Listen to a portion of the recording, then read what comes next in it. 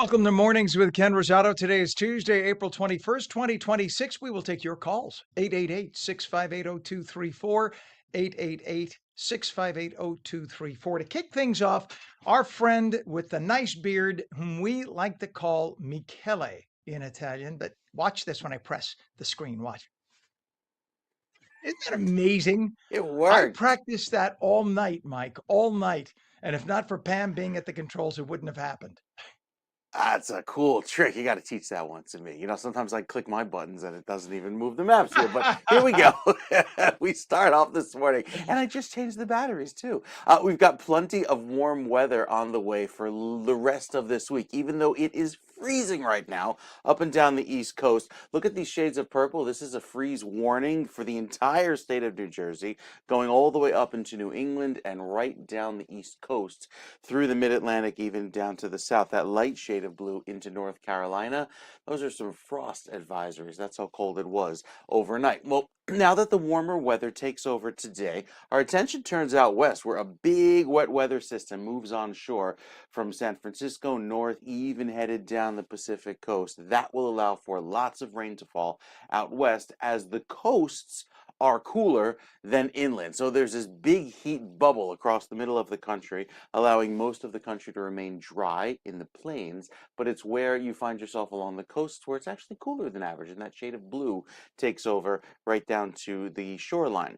That changes tomorrow as the weather turns milder and some of that warm weather shifts eastward over the coming days, but there's also some trouble down toward Florida for our friends watching us on our Florida channel. There's this high fire danger as the drought is pretty bad down across most of the panhandle and even down toward most of Florida, with these gusty winds and this wind off of the water thanks to the high pressure offshore, allowing for that higher than average fire danger to take over the next several days. But back here closer to home in New Jersey, we stay nice and dry today. There is some rain on the way for tonight. We'll tell you all about that coming up with your next weather update, Ken, in just a few minutes. All right, very good, sir. Appreciate you. And we take a look at our traffic. We have a water main break right now at JFK. That's a bad thing. That's at the right outside the airport. So if you're headed to JFK, you're going to have a mess. It's going to be very difficult to get in. So please check out alternate means to get around because we don't even know exactly what is causing it. Apparently, it's by Cargo Service Road and 150th Avenue. So there's a closure there. So if you're headed to JFK, you need to find a way in or use the air train when you get down there because you can't, or the sky train, I should say, because you can't get down by car for a good chunk of the entrance. We have a crash on the Garden State Parkway northbound south of exit 136. That's Stiles Street in Clark. And we are told that the right lane is blocked there. So be careful for that. We also have problems now leading up to the Hudson River. The Lincoln Tunnel is going to cost you 30 minutes in. Holland Tunnel's 20 to 25 in the GWB upper and lower levels. We take a look as we see some congestion already building, upper level on the right, lower level on the left. Over to Los Angeles we go, and we have some issues right now in Newhall. We understand we have a traffic hazard. That's the only way it's being described on the 5 at Lake Hughes Road. There's a collision in West LA on the 10 at the 405, and then we have another crash that's in Central LA by the 5 and Los Feliz Boulevard off ramp. It is now 4 minutes past the hour, and Axios is reporting that the new Ayatollah of Iran, that is Mojtaba Khamenei, still unseen in public since assuming his position in February, has given the green light for negotiations to take place with the U.S. to end the war. The problem is, right now, there are multiple factions in Iran, at least two, possibly three, and they all are kind of aiming to be the faction in charge. So when one faction says, yes, we'll negotiate with the US, the other faction says, not on your life. And so this is the problem, seeing who's really in charge in Iran right now. And this is all happening as President Trump says it is unlikely there would be an extension of the ceasefire between the nations, which is due to end tomorrow. Vice President Vance is flying to Pakistan today for that new round of peace talks. For now, though, President Trump says he will continue to enforce the U.S. naval blockade on Iranian ports until a deal is reached. The U.S. boarded and seized an Iran-linked ship. It is called the Tushka. after blowing up its engine room. Marines rappelled from helicopters onto its deck as the Trump administration said that it expected peace talks with Iran to resume. Iran has vowed to retaliate for the seizure of that ship. What happens next to the vessel may depend on what it was carrying. It's been tracked traveling between Iran and China. If weapons are found on board, all bets, though, are off. Labor Secretary Lori Chavez de Remer is leaving the Trump administration. She is the third cabinet member to depart this year and the third woman as well. Her exit comes amid allegations of misconduct. President Trump announced that Deputy Labor Secretary Keith Sunderling would become acting head of the department days after the New York Times reported that there was a Labor Department investigation into her leadership. No actual details given, though. It is 6 minutes past, and the grandson of notorious Gambino crime boss John Gotti was sentenced to just over a year in federal prison after he admitted that he lied to illegally getting $1 million in COVID relief.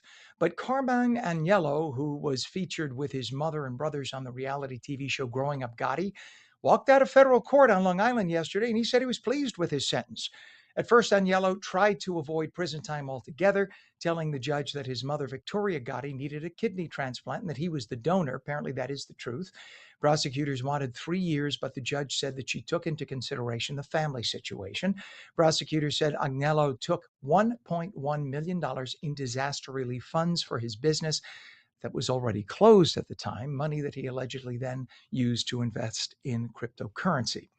Democrat Congresswoman Analilia Mejia was officially sworn in yesterday. She will represent the Garden State's 11th congressional district. Mejia, a former top aide to Progressive Independent Senator Bernie Sanders, defeated Republican Joe Hathaway in a special election last week to succeed Governor Mikey Sherrill in the House. Sherrill resigned from her seat in November to prepare for her first term as governor. Republican Speaker of the House Mike Johnson swore in the newest representative, who said it was, quote, a privilege and an honor to join the House. Virginia voters will head to the polls today. They will decide whether to approve redrawing the state's congressional districts. Currently, Democrats hold a 6-seat-to-5 advantage in Virginia's congressional delegation.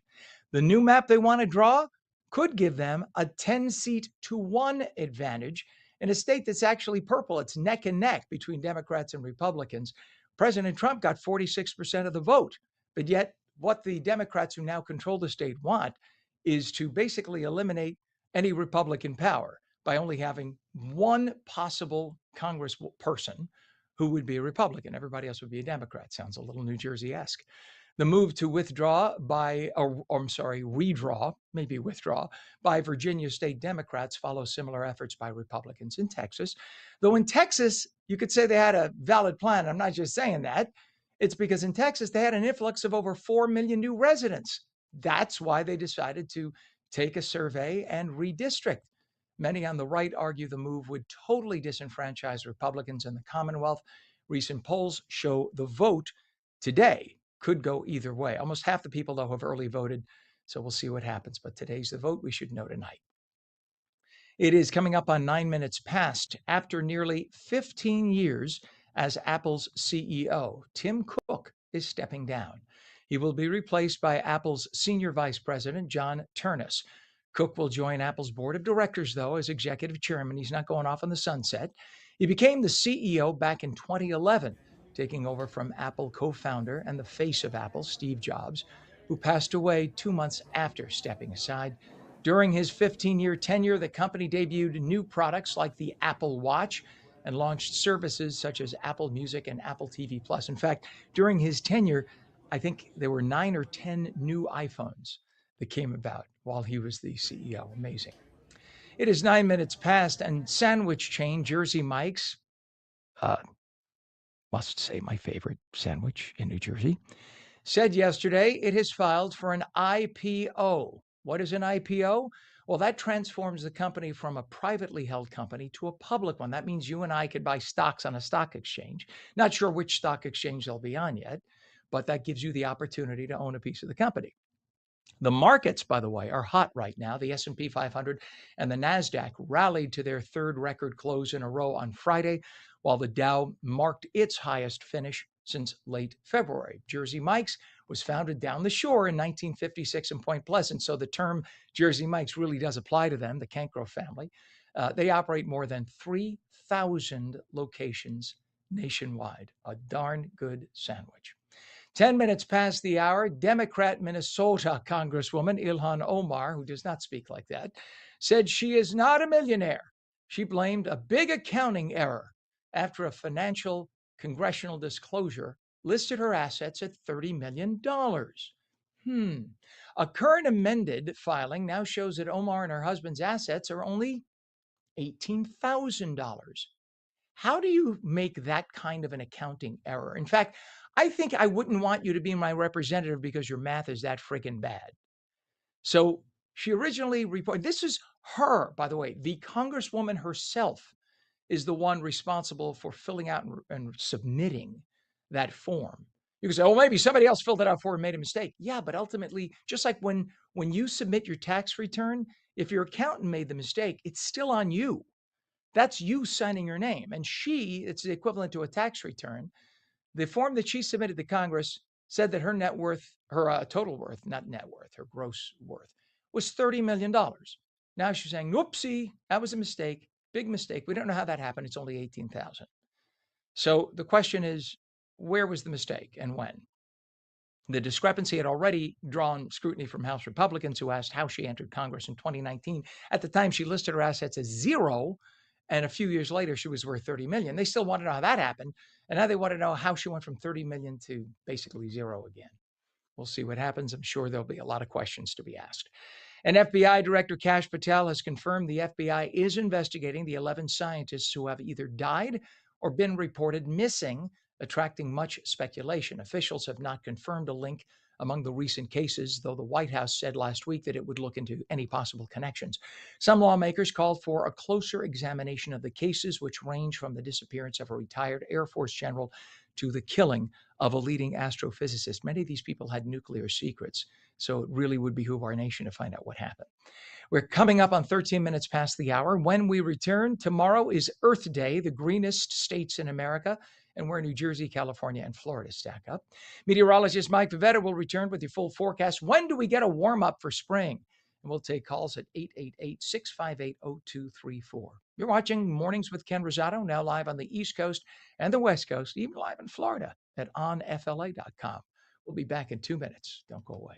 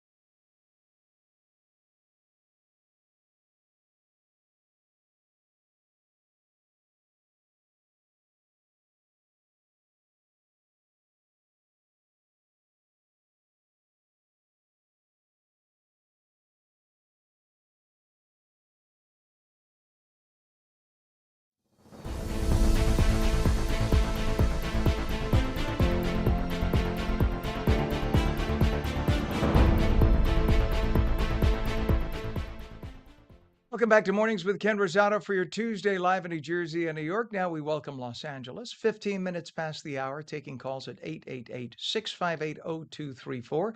Meteorologist Mike Favetta has the forecast near you. Hey, Mike. Good morning. Good morning, Ken. We've got a great day ahead of us. Lots of sunshine. Yeah. Wait. What? I'm sorry. I'm not letting you off the hook like that. I'm sorry. I need to show you something. This is the result. Let's see. Let's zoom in for you. That's the result Oh. of just a short amount Mm. of time in the cold. Those are That basil looks a little plants sad. that I grew Yeah. from seed. Hmm. I am very upset, and so are my basil Yeah. plants. I'm just saying, you hurt an Italian's basil plants in the spring, there's some conversating we got to do. There's some conversating. But I'm this sorry. is this is why these freeze warnings go up, Ken, for this exact reason. Plants got to come inside when we have this one. I spent 20 minutes yesterday taking all of the seedlings, putting them in the garage and all the potted plants because, yeah, it's not worth going out and replacing everything, especially when you put so much time and care and love, right? There's love with those seedlings. Well, today the sunshine warming us back up into the 40s and 50s. It'll feel much milder by this afternoon. The clear sky doing a great job of helping us out. However, there are some showers on the way for tonight, and they arrive after some late afternoon clouds, say around 6, 7 p.m., close to this evening time frame. Then by 9 o'clock, the rain gets going, some of it briefly steady at times, lasting through tomorrow morning. So tomorrow morning starts rather wet as that warm front moves in and gives us a day of pretty much cloudy gray conditions. Wednesday's not looking so great. Tomorrow will be wet all day.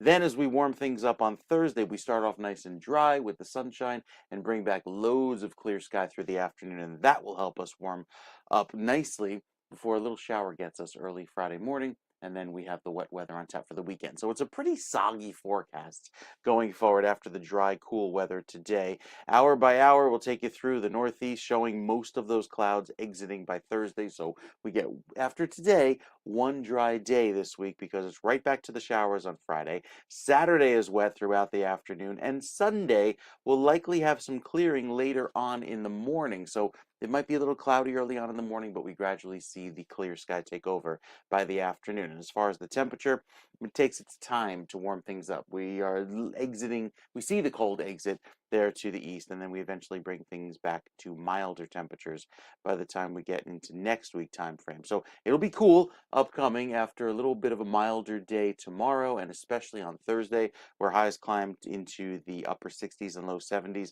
Then we just have this very unsettled pattern with system after system coming at us over the next several days. So that is what will likely keep the pollen a little bit lower as it's at the moderate level today going into the next few afternoons, with our weather remaining quite damp. Same for you out west. Downpours right now across the Pacific Northwest, and that's part of our rain that's coming at us for Saturday, Ken.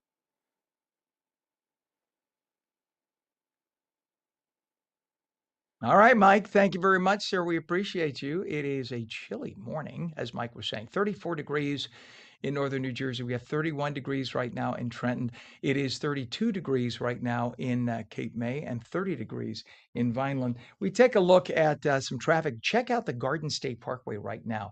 There is a crash on the Garden State Parkway northbound. You can see the flashing lights and look at what it is causing. This is northbound exiting at exit, let's see, this is by 136 Stiles Street in Clark Township.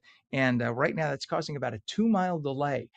And we have one lane blocked right now. So that's by Stile Street in Clark. And again, the right lane is blocked. Not far away, a little further south at 127, we have a crash that just happened at the Garden State northbound exiting by US 9, Route 440, Woodbridge Township, with a lane block there. Over to I-80, we have a crash westbound west at exit 58, Madison Ave and Patterson. Accidents happen there all the time. And I think part of it is in the morning, people are speeding. And then once you get into the Patterson Metro, it starts to get heavy and people are not paying attention. They're looking at their phones. And then all of a sudden the sun is in their faces because notice this is eastbound. I'm sorry, this is westbound. So they may have the sun glare behind them. But nonetheless, that is where the accident is by Madison in Patterson. And we have problems at JFK. There's a water main break. So if you're approaching JFK, it may be hard to get in. You may want to stop and take the air train, the sky train that'll connect you into JFK from a few blocks away, because you're not going to be able to get too close due to the water main break. The both 30 minutes now. GWB upper and lower level pretty heavy. Take a look and you'll see the upper level on the right, lower on the left. It's going to cost you 40 minutes in. And right now, the LA traffic looking kind of bad. We have a fire reported, and this is in South LA at the 110 and Sepulveda Boulevard.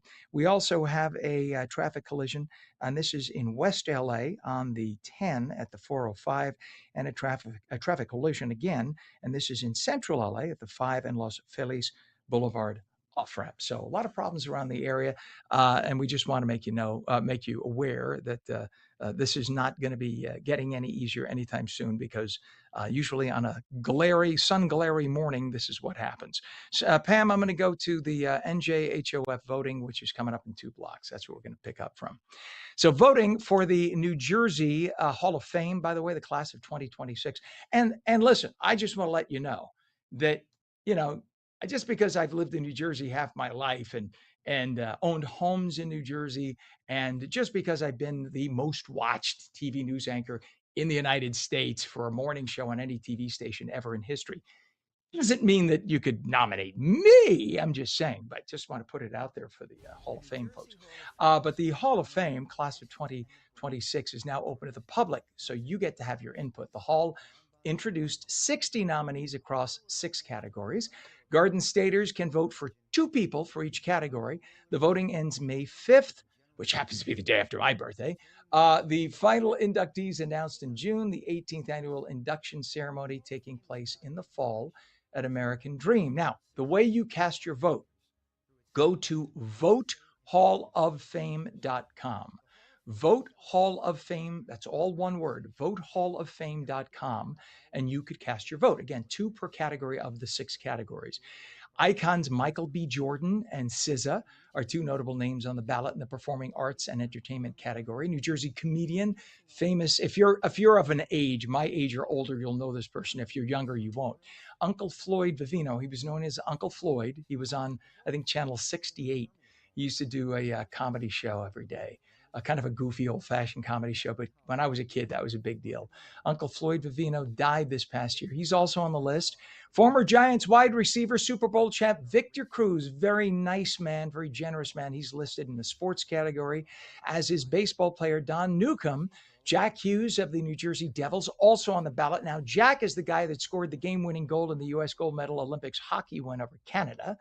The Jonas Brothers and the Devils legend Martin Brodeur headlined last year's inductees. But you get to have your voice in this year's.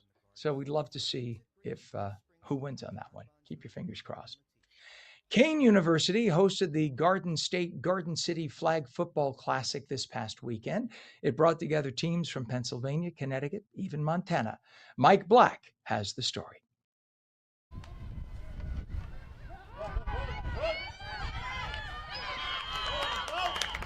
The University of Montana's women's flag football team was in New Jersey to play against Kane University, a game months in the making. So we started out on a Zoom call. Coach Raj and Katie reached out to us, and they said they would love to come to the East. Right? It's all about broadening your horizons.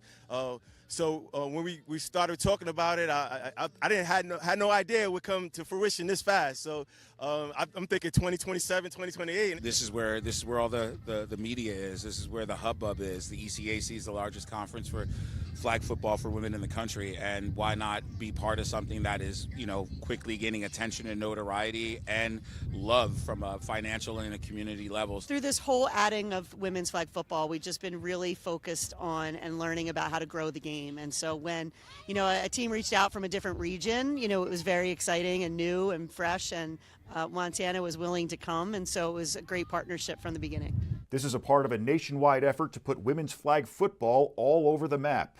These are things that your grandchildren are going to talk about when they go back to the first photos of it, regardless of where it is from locale. Like, these will be the faces, whether it's University of Montana or Kane. Like, this is an amazing opportunity, and rarely do people get to make history. For the athletes, it's a sign of the sport's growth. To be able to expand and host our own tournament for a season and host from a team out of state too, it means so much. Starting in high school, it was pretty small, and now it's grown to where, like, I'm here playing people from other states, so it's very cool. It is very powerful and moving because it's weird knowing that I am someone who will be in the history books, and it feels great, but it also is a little daunting. Like, we are going to do good, and we have to do good. It feels amazing. It is truly such an honor, and I'm so grateful to be on this team.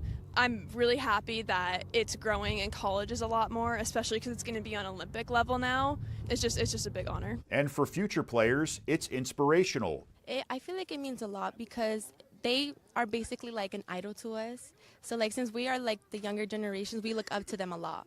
So they're going to inspire us to be like them in the future and continue women's flag football. When these girls who have no experience playing football, right, when they were younger, they didn't grow up with it.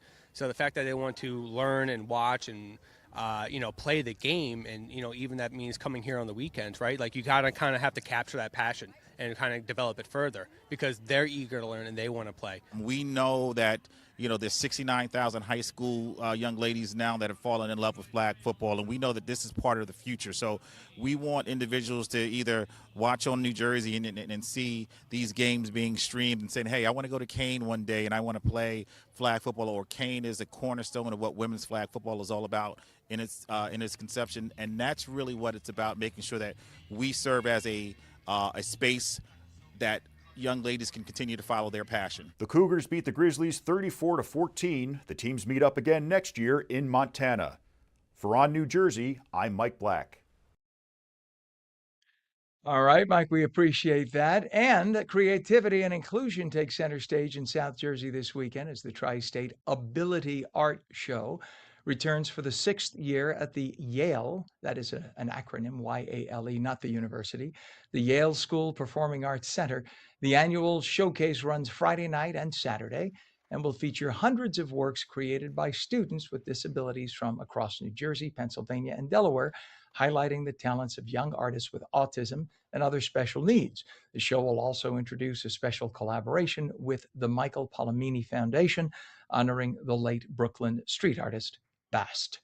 And it's a whole new approach to neuro and spinal surgery. RWJ Barnabas Health's Cooperman Barnabas Medical Center, Robert Wood Johnson University Hospital in New Brunswick, and Rutgers Cancer Institute are adding extended reality to transform the way surgeons perform procedures. The technology brings 3D visualization into the OR and enhances their precision.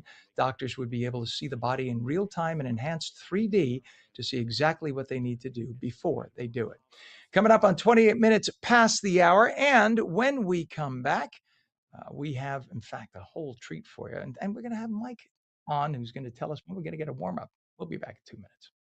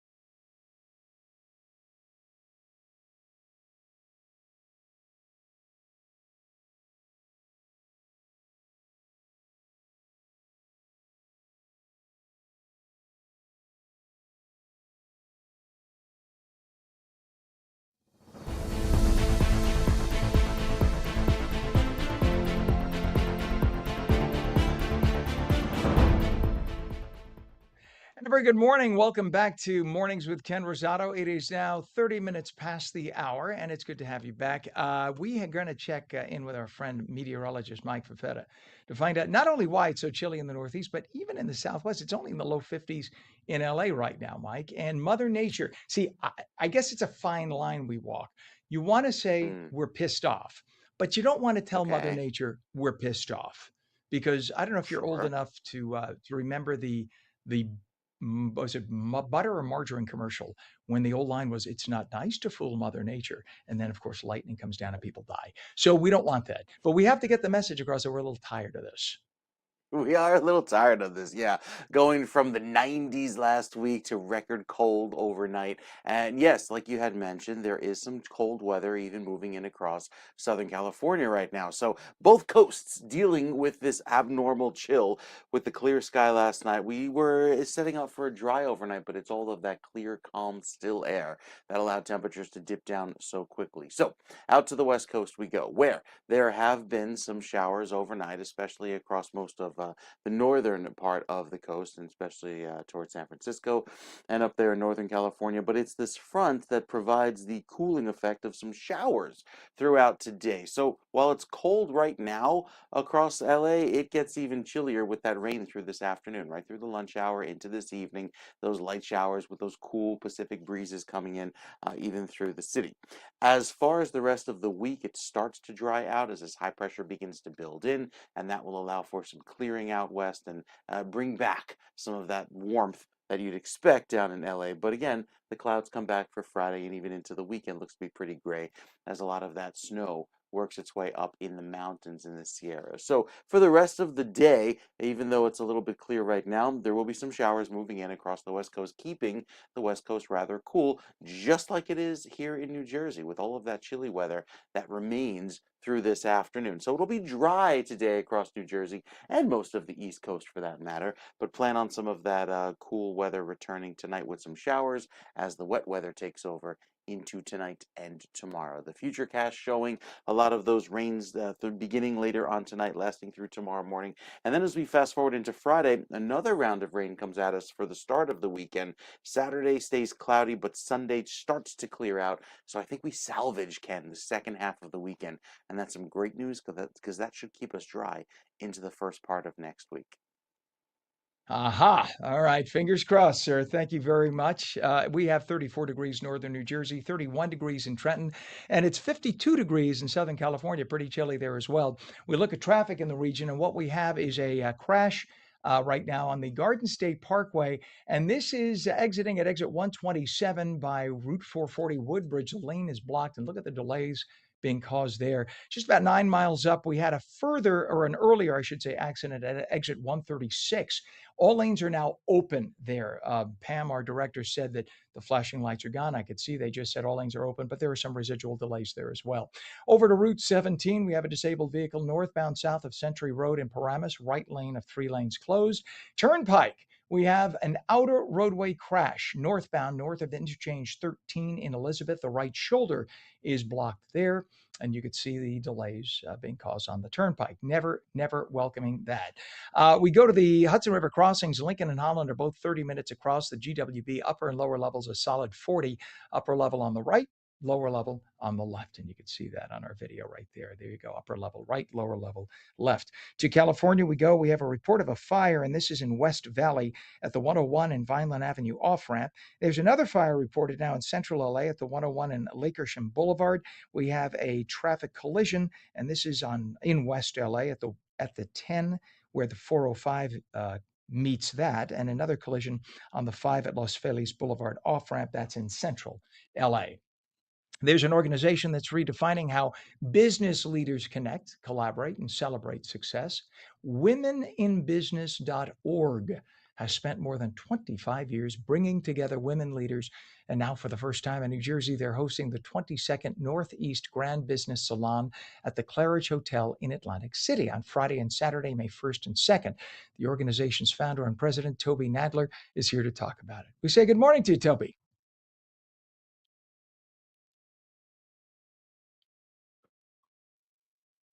All right, we're not hearing Toby. Let's see if we can get this to work. Let's check our might have a mute Try talking again, Toby. Yeah, we did have Toby's audio, right, Pam, a minute ago? Oh, all right. So I'll tell you what, let's come back to me. We'll test Toby's audio. We'll see if we can't get Toby on in a second. So just to tell you a little bit about the organization while we're working on Toby's audio, uh, there is something called a Grand Business Salon that's coming to New Jersey for the first time, and it's in Atlantic City. So this is something that Toby has been doing for 25 years. She started doing this at a time when women in business in New Jersey was very small. Now women comprise over 40%. In fact, in some aspects, it's like, I believe, 46 to 48% of all small businesses are owned by women. And that's a big deal. In fact, nationwide, Latinas are the largest segment of society, specifically Latinas, Latin women, are the largest segment of society owning small businesses. So that's a big deal. Now, that's a subset. Toby welcomes all women into the group, not just Latinas, but just something to point out that years ago, women were not represented in business, small or large, to the extent that they are today. And today, obviously, it's a very, very big deal. Still not breaking the glass ceiling, if you will, as CEOs. If you look at the numbers of CEOs, CFOs, et cetera, major corporations, women still only form a very small percentage there, considering how they're represented in other aspects of big business. You would think that would change. So we hope that that'll change in the near future, but we'll see what happens. We will talk to her being Toby, in a few moments as we're working on the technical issue. But tomorrow is Earth Day, for those who don't realize, and there's a new report from Wallet Hub ranking the greenest states in America, looking at everything from renewable energy use to environmental quality. Chip Lupo is a writer and analyst with Wallet Hub. We say good morning to you, Chris. Good morning, Ken. How are you? Good to have you on. So let's talk about the factors that went into the rankings. How did they determine where each state fell? Well, what we did, Ken, is we compared 50 states across three key dimensions when it comes to environment, and those are environmental quality, eco-friendly behavior, and climate change contributions. And then we applied 28 relevant metrics ranging from air quality, commute times, just a wide range of factors, just to get an overall comprehensive look at the most greenest, or in a sense, environmentally friendly states, weighted them and ranked them 1 to 50, and the numbers came out very well this year for New Jersey. Good deal. So, and by the way, we're also live in California and in Florida. So we have our three states. Just curious where those states ranked as well. Okay, we'll start with New Jersey. New Jersey came in at 15th overall. Very solid numbers across the board, particularly in what we call climate change contributions, 5th overall. California was 3rd, as you might expect. Oddly enough, though, they were middle of the pack in environmental quality, but did very well in what we call eco-friendly behaviors and climate change contributions. And Florida, I think, is a little bit ways down, right in the middle of the pack, 26th. Not very good numbers in the eco-friendly behaviors rank. You know, I'm a little surprised. I'm a half-time Florida resident, pardon me. And in the last 25 years, they have converted to an enormous amount of solar-powered energy generating plants. It's just that because of the huge energy demands year-round in the Sunshine State, they still need to have fossil fuel plants. So I think that may be, I don't know, I'm just guessing, that may be a contributor to that. That's But I huge. do know that, Yes, that's yeah. a huge contributor between your year-round tourism and the influx of full-time residents that are coming in. Then a lot of them are coming in from states like New Jersey, in which environmental policies and eco-friendliness is a concern. So I think they're bringing a lot of that culture with them when they relocate to Florida. Yeah, I know that that's been a big deal. I was a news anchor in Miami for years, and I know that even back in the 90s, back when you were three, back in the 90s, we had many of the power facilities, Florida Power and Light, FP&L, invested like billions of dollars into an infrastructure of solar panels, being that it's a sunshine state. Back then, it was still in earlier technology. Today, with modern solar technology, it's amazing how much can be generated. I know that because of hurricanes, they're reticent to put up a lot of windmills because of the damage that can be caused, and it's hard to manage those giant blades in 200-mile-an-hour, 150-mile-an-hour winds. Correct. But solar, certainly, it's called the Sunshine State for a reason. Take advantage of it, right? So, what were Well, some of the surprising findings that you may have had? well, what I know, one thing I noticed at least, and what I always look for, Ken, is like geographic rankings or trends. Is there a particular region or group of states that fall in a particular category? And if you look at the bottom of the list, starting at 46, Mississippi, Kentucky, Alabama, Louisiana, West Virginia, these are, for the most part, they're low income states. A lot of them are still rely on, well, particularly West Virginia and Kentucky rely on coal. And there's a lot of resistance towards any type of environmental changes that could cause some harm to their industries and their livelihoods. So I think there's a lot of pushback in some of these states. So they're not as proactive when it comes to environmental policies as some of the other states at the top.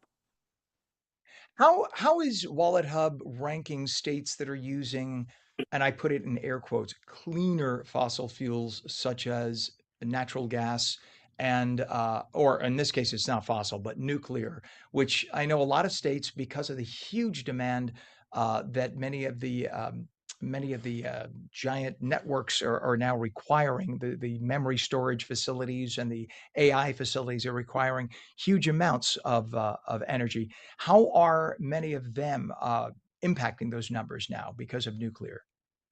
Well, I think that's going to be something that's probably going to become more prevalent in the coming years once ANI really gets a footprint in a lot of these states. But that is a factor, and that falls under eco-friendly behaviors where we measure things such as share of renewable energy consumption per capita, and what we call smart electricity meters. All of that falls under eco-friendly behaviors.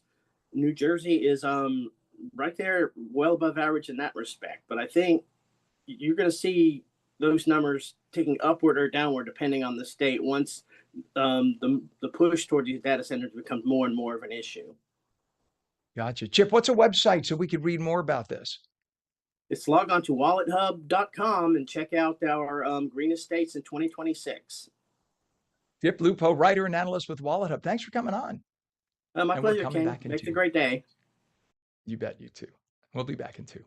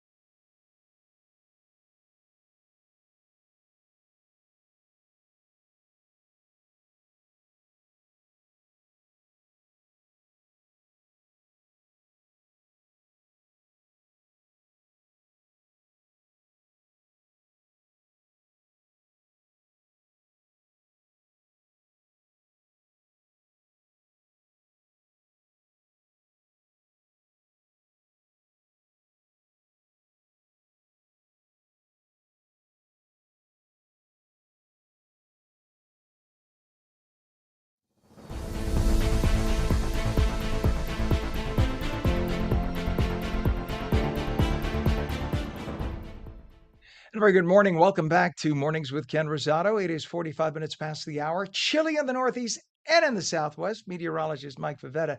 We got to ask you why that's the case, sir. And I use my improper English to do so because I'm a little miffed. Is it the basil talking? It's the basil talking through you, I bet. Yeah. You know what? I know I'm being juvenile here, but I literally took the little seeds out of my flowers, basil flowers, last year, and I dried them out. And I planted them on a damp paper towel, and I used a grow light when they were little seedlings like this. And I got them to be that tall, and I transplanted them right after Easter, and they were growing beautifully. I had a batch of basil Lisbech, and in one freaking early evening, they died. They died. Yeah. That's it. That's it. The freeze warning that this is why you follow the weather, Ken. The freeze service is at 5 this evening. AKA, I'll go back to the Acme and buy another pack of basil. All right, go ahead. Go ahead. That's it. You know, with the cold weather that was upon us last night, yeah, it was a time to kind of run around, make sure you didn't have any plants left outside because we had our hard freeze. Well, now with the warming trend over the next few days, here's our warm front providing a couple of showers later on tonight. It turns wet. So after a pretty dry day ahead of us, we're back to the wet weather for tomorrow. I think Thursday looks nice and dry beyond a few early morning clouds. And when that clear sky takes over throughout Thursday, highs respond, getting back into the 70s. But yet, there's more rain on the way for this weekend. First shot on Friday, next round on Saturday. And it's cooler than average right through the first few days of May, with this very chilly weather coming at us for the first few days of May. And that includes most of the Midwest and really most of the country, unless you find yourself down at the end of Florida, where it's warmer than average. Also, some wetter than average conditions as well, where it's needed most, down in the deep south, because that drought continues with a severe drought down across the southeast. All of that shade of red as the extreme to exceptional levels of drought there in the southeast corner of the United States. We'll tell you more about the New Jersey forecast coming up and how warm it gets by Thursday in the next few minutes. All right. Thank you so much, Mike. It is now 35 degrees northern New Jersey, 31 in Trenton. We got a lot of, literally in the last 10 minutes, we went from 2 accidents to like 20. So let me try to run through them as quickly as we can. We just got a report on I-78 of a crash eastbound west of exit 24 in Reddington. That's at Oldwick Road. Right shoulder is closed. We have several crashes now on the Garden State Parkway. Let's start a little further south. We have a crash on the GSP northbound south of exit 91BA, which is Chambers Bridge Road in Brick, left lane blocked. We have a crash also on the Garden State. This is by exit 127. Pam has this shot. This is 127 northbound entering at exit 127, Woodbridge Township with one lane blocked. And you could see, oh, that may have just opened up. It's the lanes going away from you. 5 minutes ago, that was bumper to bumper. That's good news then. All right. Yes. And they just updated it literally on my screen, Pam, as I speak. See that? So 5 seconds and we would have had it gone. New Jersey Turnpike now, we have a few issues. We have a crash on the inner roadway southbound north of interchange 12, Carteret Rawway in Linden with the left lane blocked, and a crash on the Turnpike outer roadway northbound north of interchange 13 by 278, the Goethals Bridge exit in Elizabeth. The right shoulder's blocked, and that's causing the delays you see on your screen there.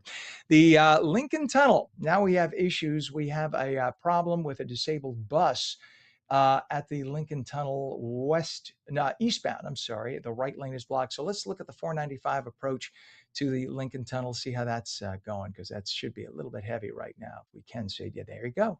So as a result, disabled bus in the middle of the right tube, and that's causing the delays you see on your screen right there. Holland Tunnel is 25 minutes. The Lincoln there that you saw is 40 as a result of that disabled bus. And the GWB upper and lower levels, upper level on the right, lower on the left, and you will see that is about a 45-minute crossover time into Manhattan. We quickly check Southern California, and we just have a few issues to tell you about. Number one, we have a traffic fire, so fire on the roadway in West Valley. It's at the 101 and Vineland Avenue off-ramp. Traffic collision now in West LA. That's at the 10 and the 405. Another collision at the 5 and Los Feliz Boulevard off-ramp in Central LA. It is 50 minutes past the hour right now. And we are going to talk with our guest from just a few minutes ago, whom we were trying to get on, Toby Nadler, who is the founder of womeninbusiness.org. Good morning. Can we hear you at least, Toby? I hope so. Good morning to you. Yes. Good morning. All right. We got a nice picture of you up there. We hear your voice. Unfortunately, we couldn't get the video and the voice to work, but that's modern technology. Sometimes it works, sometimes it doesn't. So tell us about what inspired you to create womeninbusiness.org. I was very interested in celebrating women role models and mentors. And in the mid 90s, I had done conferences celebrating women and in business, entrepreneurs, executives, professionals, and business owners.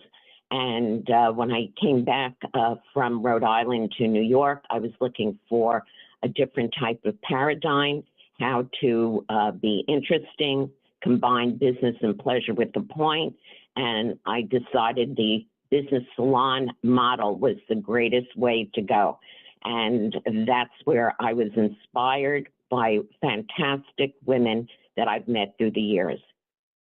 And we have the Grand Business Salon coming to New Jersey for the first time. It's going to be in Atlantic City.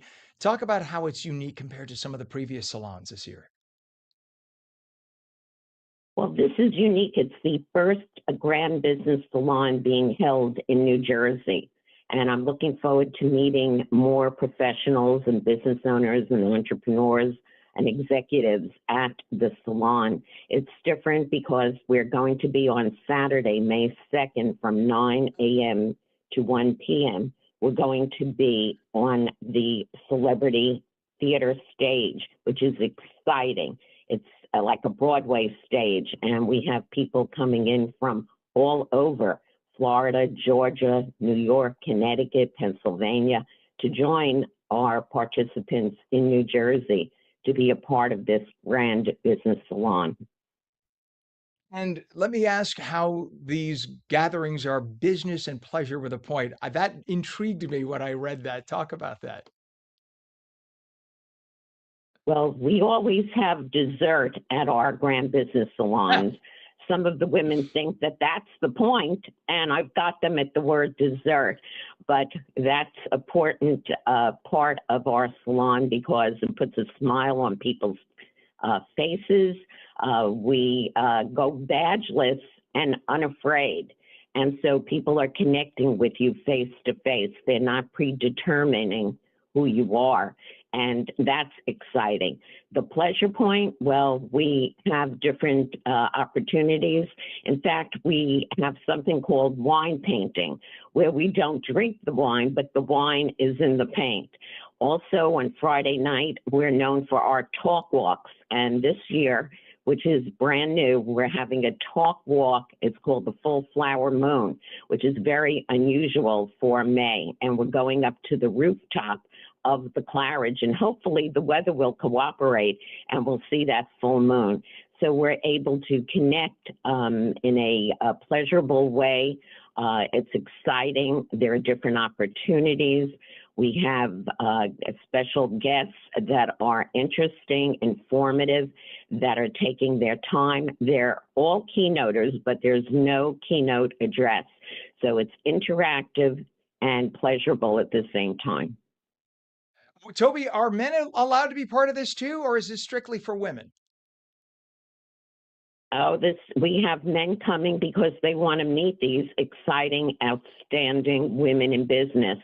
And I'm not a dating service, otherwise I'd have to charge more money. But so yes, they come, they participate, and in fact, we have a humanitarian award this year, which is a first for us. And that is going to an exceptional male who's contributed to world peace. And we also have a commemorative honor to Sarah Spencer Washington. And that's exciting too, with a special guest who happens to be a man. That is very nice. The website is womeninbusiness.org, womeninbusiness.org, the 22nd Northeast Grand Business Salon being held at the Claridge Hotel, Atlantic City, Friday, Saturday, May 1st and 2nd. womeninbusiness.org's founder and president, Toby Nadler. It's great to have you on. May it be packed. I hope it's wonderful. Thank you very much. We're almost sold out on Friday, but we still have tickets. That's a big theater. So we have tickets for May 2nd, Saturday. So please join us. All you have to do is go online, and it's very simple. Awesome. Toby, thanks for coming on. We appreciate you. All right. It is Thank you for 7:55 having right me. now. You're watching, you bet, you're watching on New Jersey Mornings and Mornings with Ken Rosato if you're on the West Coast. Check this out, everybody. Look up in the sky. It's a bird. It's a plane. No, it's pizza. Montville, New Jersey can now lay claim to launching the first autonomous pizza delivery drone in the Northeast. Anthony Pizzi, perfect name for somebody who's in charge of pizza stuff. His name is like pizza, only it's a Pizzi, P-I-Z-Z-I, of the New Jersey Pizza Alliance, organized what was called X Pizza Day yesterday at the iconic Columbia Inn in Montville, along with Dexa Drone Delivery Service. Check this out. We have some of the best pizza in the country, and I feel that this is something that could make us very unique. We want to be the future of pizza. We want to be the Silicon Valley of pizza. And I believed by creating X Pizza Day, we can introduce this technology to the world and just have our shop owners here in New Jersey start to adopt it soon. And that is our friend Anthony Pizzi. We had him on the show yesterday to promote the event. The event was packed, by the way, about 150 people.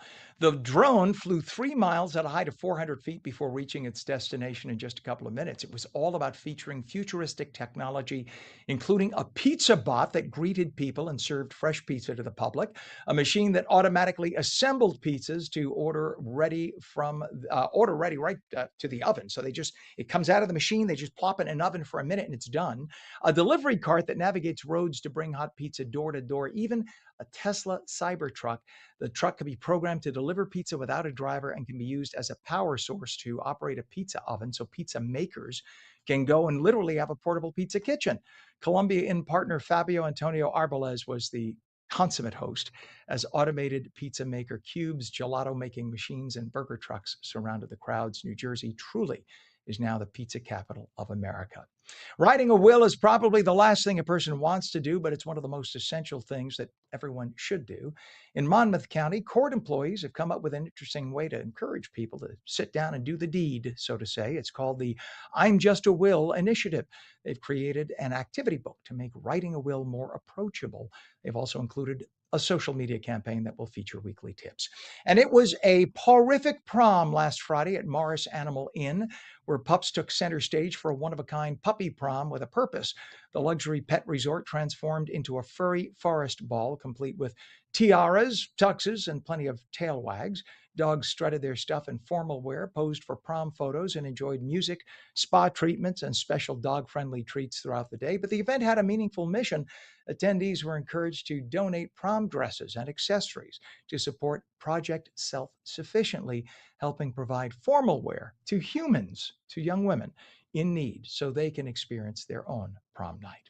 58 minutes past the hour for those watching on LACA on the West Coast. Stay tuned for your local news. If you're watching on New Jersey, we'll be right back live with New Jersey news, opinion, weather, and traffic. Thanks for watching Mornings with Ken Rosato.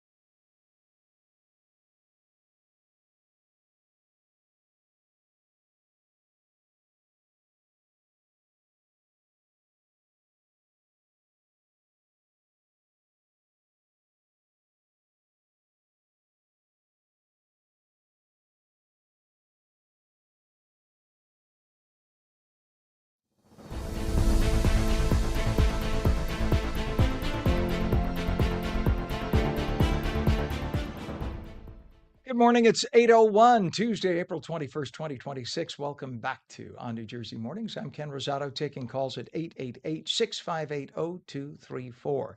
If you look outside, it's really sunny, maybe a few afternoon clouds.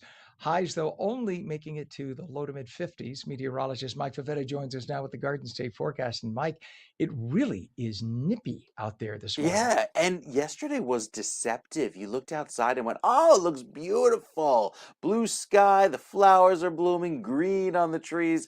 And then you step outside and went, "Wait a minute. Is it really spring?"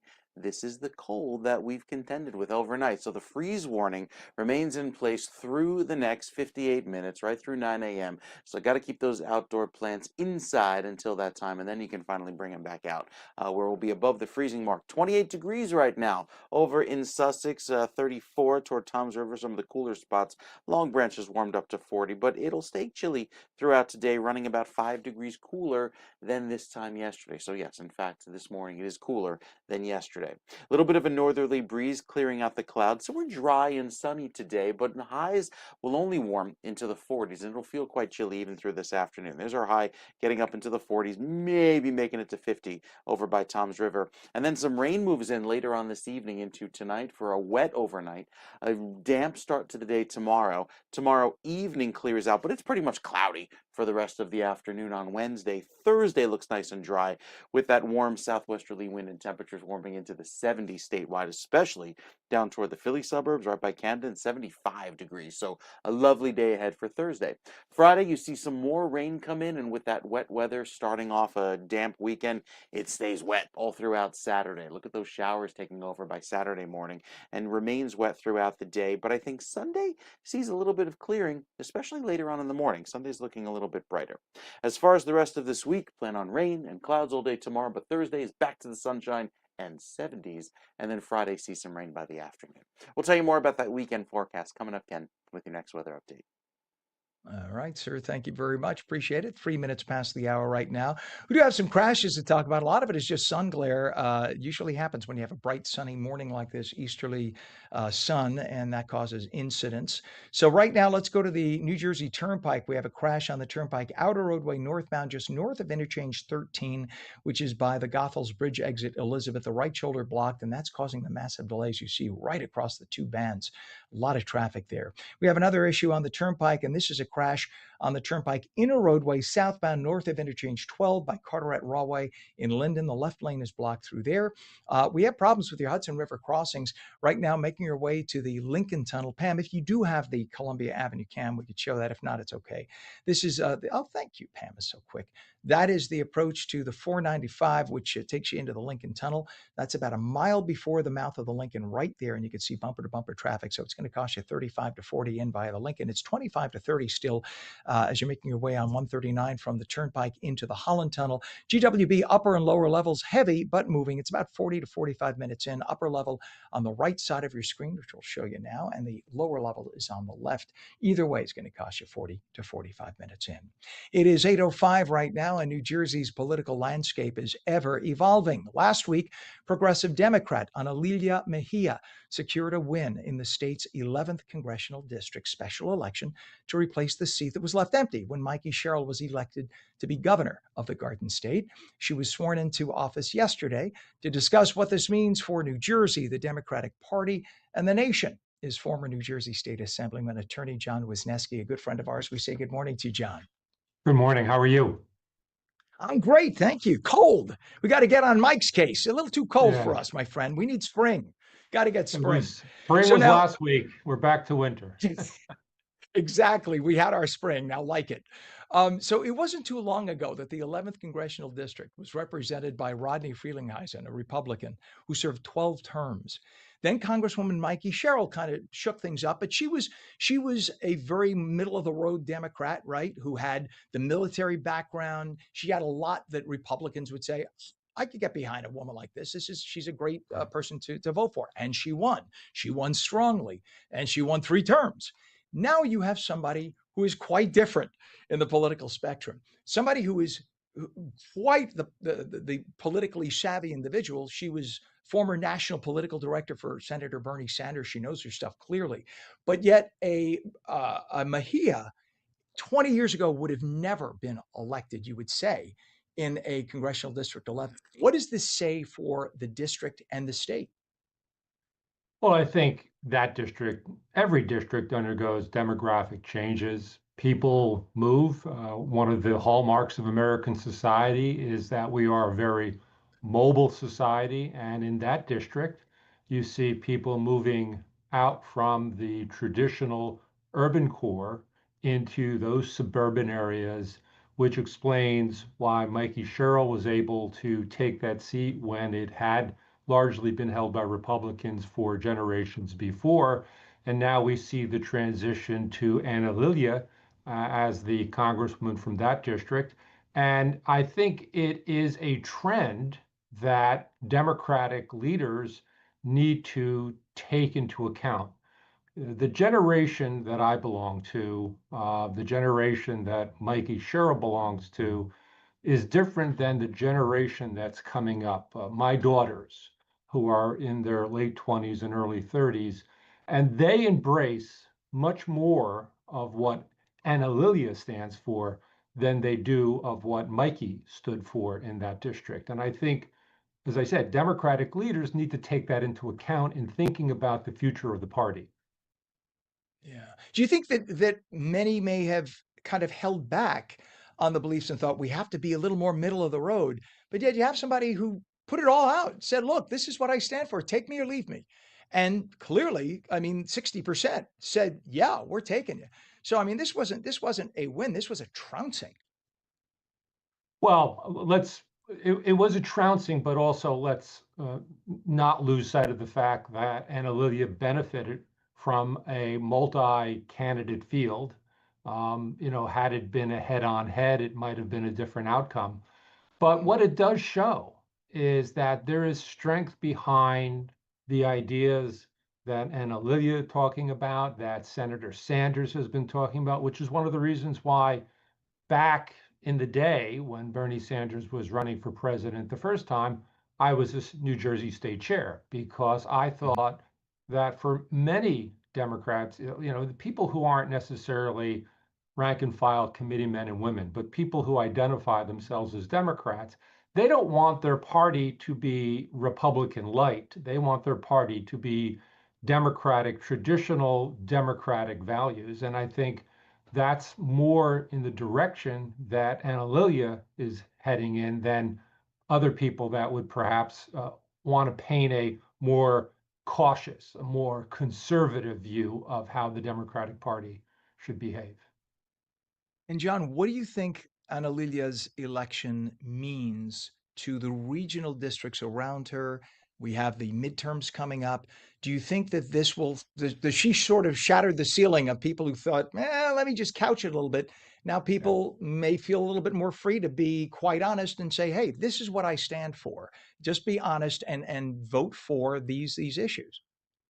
Well, I think there's a combination of factors that came to play in this election and may come into play in future primary elections in congressional districts. One is the ascendancy of the more progressive wing of the Democratic Party. But two, in New Jersey, the elimination or the making less important the so-called party line, where more people can participate and there are more candidates in a field that gives a candidate like Anna Lilia a real opportunity to get elected in a Democratic primary.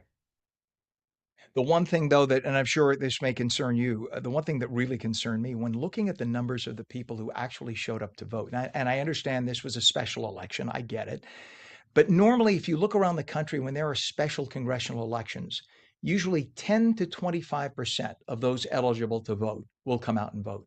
Yeah. Only 5% of those eligible in Congressional District 11 showed up. 5%. And considering that we have early voting and mail-in ballots and all of this, why is the turnout that low? And I think that's something that both Republicans and Democrats should be very concerned about. Well, I think there is a great deal of cynicism, skepticism by a lot of voters. Look, I spent 22 years in elected office, 30 years running for office. And so in that time, I had an opportunity to engage with voters not only in my town, in my legislative district, but when I ran for governor across the state, there is a very deep level of skepticism by voters. You hear a lot of people wonder whether their vote really matters, wonders whether they can make a difference.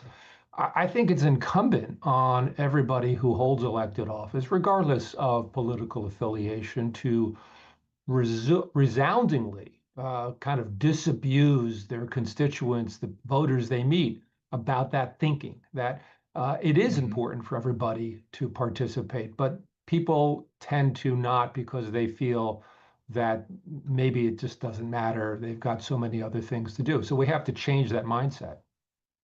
Yeah, the more we have elected officials say it's rigged, it doesn't work for either side. It ruins it. It actually just takes away the credibility of all elections. And I'm with you 100% on that. It's always great to have you on. Former New Jersey State Assemblyman, Attorney John Wisniewski. Please come back again soon. We have a lot of politics to talk about with the midterms. We appreciate you. And New Jersey is the gift that keeps on giving in politics. It really is. I've never had a better time doing news than since I moved here. So it's the best.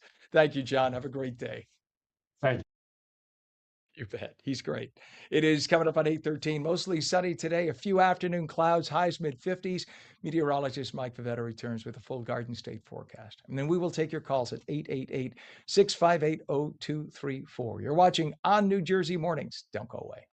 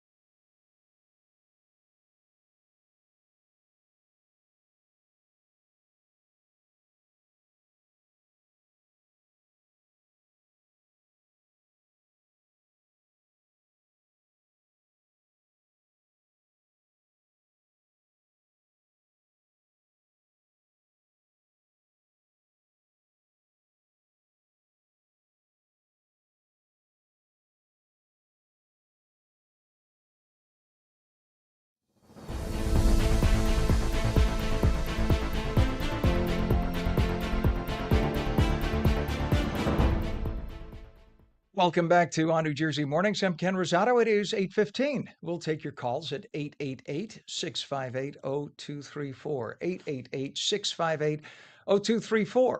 You look outside, you think, wow, it's sunny, it's beautiful. Maybe a couple of afternoon clouds, highs mid-50s. But I invite Mr. Meteorologist himself, Mike Favetta, to the screen. And I say, what on God's green earth is going on and why is it so cold? Well, we're running about 20 degrees below average after being 20 degrees above average last week, breaking some temperature records. So I guess it all balances out, Ken, even into this afternoon. Lots of clear sky expected across New Jersey, but a ton of cold weather today that'll keep our highs in the 50s, parked in the 50s, not getting any warmer than that, which is a little bit cooler than average, especially with that breeze that's been blowing throughout the overnight. The clear sky, however, will lend to a beautiful afternoon like yesterday, loads of sun, but it's that clear, chilly air that sticks around even into this afternoon. So with highs today, again, struggling to leave the 40s at the coast with a little bit of a breeze off of the water. We see some clouds roll in this evening, some rain into the overnight, and that rain lasts through most of the morning tomorrow, leaving us with clouds tomorrow afternoon. So same temperature tomorrow, but clouds and showers. And then for Thursday, we clear things out very nicely and warm it up with a lovely southwesterly breeze. Highs back in the 70s. We'll take that, especially Thursday looking to be the best day of the week. And then by Friday, some clouds return with some showers by the afternoon, and that rain sets up for Saturday. 9 a.m. Saturday, covered in rain north to south with a chilly easterly breeze. So yeah, the weekend starting off a bit gray and damp, but gradually seeing those clouds clear out by Sunday afternoon and bringing back some clear sky throughout the day with drier conditions for the second half of the weekend.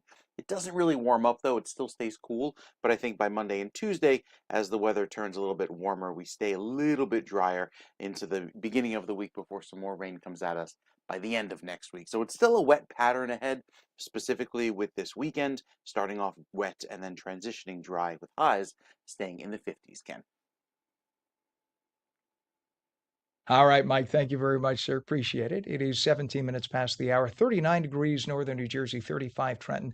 It's 34 degrees in Cape May, that ocean temperature keeping things cool, and 36 inland a bit in Vineland. We have a lot of traffic issues. Let's go to I-78 right now if we can. So we have a problem there with a disabled vehicle at the local lanes westbound east of exit 51, which is Burnett Avenue in Union Township. The right lane of 3 lanes closed, just causing a little slowdown. You see the right lane closure there if you look at the upper right there by that box truck. We also have a crash now over at the Garden State Parkway, and this is northbound, just north of exit 157, which is Route 46, Elmwood Park. The left lane is blocked. It's causing about a 2-mile delay, so we'll take a look at the as we shift over.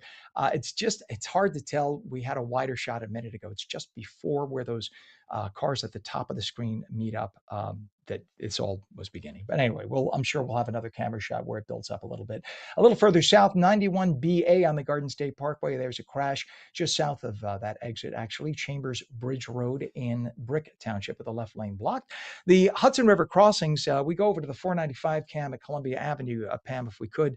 And this is a bit of a problem because we had a disabled bus that was just cleared from the right tube as you make your way around the helix into the Lincoln Tunnel. That's going to cost you about 40 minutes in. The bus has been cleared, but this is a residual problem. Over at the Holland Tunnel, it's only 25 to 30. GWB upper and lower levels. We look at the upper level on the right, lower on the left. We have 40 to 45 minutes in, and that is due to a truck broken down there by the shoulder, causing some residual delays for folks. Actually, rubbernecking delays, I should say, as people pass.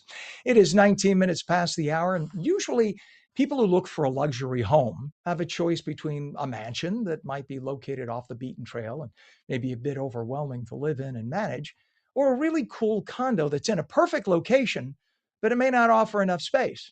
Well, now wait a second. Looks like there's the perfect place that is not a compromise. How about having a luxury townhome community? Now, wait a second. I know a lot of people say, I don't want to live in a townhome. We're not talking the average townhome. We're talking a townhome that is 5,000 square feet, enormous, in a super prime location, Paramus, Bergen County, close enough to highways and mass transit, just minutes from the city. These are 3-bedroom, 3-bath homes. They're large enough for a family with all the high-end details, 10-foot ceilings, 3 stories high, even some with finished basements. All that in top-rated schools, too. Oh, and they are brand spanking new. They're called Victoria's Estates in Paramus. It's a new townhome complex there. It's a brand new community. Team leader and broker Taylor Lusick of the Taylor Lusick Group joins us now to talk about it. Good morning to you, Taylor. Good morning. How are you? I'm great, but you look at real estate in New Jersey, and there's always a compromise because land is a premium. There's not a lot of free land left, and there's so many people looking for properties. And you have a lot of high-end buyers in New Jersey that you don't have in a lot of other parts of the country. Bergen County has magnificent properties. And now you have Victoria's Estates. So what makes them so different? I mean, I think townhouse living is nothing new in Bergen County specifically. I think what makes this very different from the average is kind of how you just said it. It's the size, right? We have a lot of premium clientele that are in very large estates through Franklin Lake, Saddle River, Alpine, Cresskill, and they're not looking to compromise on space, right? They want to stay hyper local, but they want a high end product, but they don't want to go from 7,000, 8,000 square feet down to 3,000 square feet. That's just a huge lifestyle change. So we're seeing a very, very early, let's say, trajectory of people that are coming out of these markets. And we're doing really well. We're 50%, pre-sold. We just actually finished a fully staged unit last week, so we're doing really well to kind of start the sales journey. And that is, there are a lot of benefits to townhomes. I live in a townhome now, but I used to live in 6,000 square feet in North Caldwell for 13 years. And downsizing to 2,200 square feet is a big deal. In this case, though, you don't have to compromise, but you get the convenience of living in a townhome where you don't have any maintenance to worry about, right? That's correct. I think that a lot of our clientele, let's say, that are in the later stages, maybe the kids are out of school at this point, or like they've sold their, let's say, bigger family house. They don't want to worry about the lawn. They don't want to worry about snow removal. They want to just live life, right? A lot of them have secondary residences, whether in South Florida or different parts of the country. And they just want to be able to come home, be within a community they feel safe. They can make new friends. And like you said, they can lock the door and not feel like they have to worry about all the general maintenance that's related to single family home ownership. I heard that Florida reference. I saw you online. I know that you're a Miami guy. I'm headed there in a couple of hours, actually. I have my other home there. So I will be there in a few hours, but but Enjoy. you're right. It's sort of, yeah, thank you. It's sort of the sixth borough of New York, New Jersey. My next door neighbor at my condo there is from Long Island, and the neighbor directly under me is from New Jersey. So it's like, the whole block. It's everybody there. So who are you seeing most interested in this community? Is it first time buyers, families, downsizers? Who are the biggest buyers? The biggest buyers, I would say, is kind of what we just talked about a little bit, but it really is the downsizer. But we are also getting, just premium new construction in Bergen County, as you know, is becoming increasingly expensive. So a lot of clientele are getting priced out. So since these homes are within comparable square footage to what a single family home would offer, we are getting a lot of those like late 30s, early 40 buyers as well. But I would say a large percentile of our buyer pool has been, maybe that 50s range to early 60s range that, sold that bigger house and they want something comparable in size. Yeah, you just defined me right there. That's exactly what we did here. I'm kind of surprised though, because like in my development where I am, I'm seeing young singles living in townhomes here, which I was surprised at because years ago it was always me, the 50 something, 60 something.